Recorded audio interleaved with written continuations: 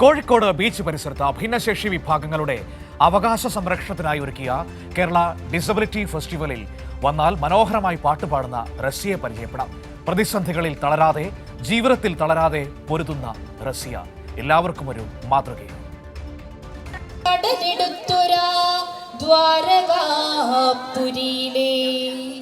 കൃഷ്ണപക്ഷക്കിനാവുള്ള ദ്വാപര ഇത് കടലിടുത്തുരാ ദ്വാരകാപുരിയിലെ കൃഷ്ണപക്ഷക്കിനാവുള്ള ദ്വാപര. തിരുവനന്തപുരം നെടുമങ്ങാട് സ്വദേശിനിയാണ് റസിയ. മയോപ്പതി എന്ന രോഗം ശരീരത്തെ തളർത്തിയെങ്കിലും മനസ്സിനെ തളർത്താൻ സാധിച്ചിട്ടില്ല.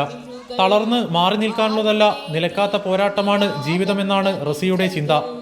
ഇതു പറയാനാണ് തിരുവനന്തപുരത്ത് നിന്ന് കോഴിക്കോടേക്ക് റസിയ എത്തിയത്. ഈ ഒരു KDF-ന്റെ പ്രോഗ്രാം കാണാൻ വേണ്ടി വളരെ ആഗ്രഹിച്ച് ഇവിടം വരെ എത്തിയതാണ്. ഇന്നലെ വന്ന് സ്റ്റേ ചെയ്തു, ഇന്ന് പ്രോഗ്രാമിനെത്തി. വളരെ സന്തോഷമുണ്ട് ഈ പ്രോഗ്രാമിൽ പാർട്ടിസിപ്പേറ്റ് ചെയ്യാൻ കഴിഞ്ഞതിൽ.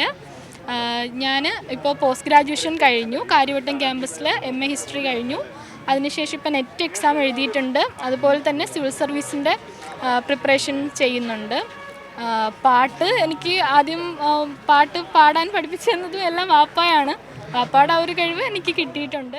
വിട്ടിടെ പടവിനാൽ കുളലിയാൽ അരുൾപടി മുട്ടുകൾ മുരശടു തുടിത്തകിൽ ഭജപടു ഒറ്റകൾ കുയിൽ വിളി തകർത്തികൾ കിടുകിടി വിധം കേട്ട ശുചായികൾ ഹുയുലാണുണ്ടാർ വിധം കേട്ട ശുചായികൾ ഹുയുലാണുണ്ടാർ. ബാപ്പ നാസറും ഉമ്മ ഷിജയും റസിയയ്ക്ക് നൽകുന്ന മനോധൈര്യം ചെറുതല്ല. മകളുടെ സ്വപ്നങ്ങൾക്ക് ചിറക് നൽകാൻ ബാപ്പയും ഉമ്മയും എപ്പോഴും കൂടെയുണ്ട്. പാട്ടാണ് റസിയുടെ എല്ലാം.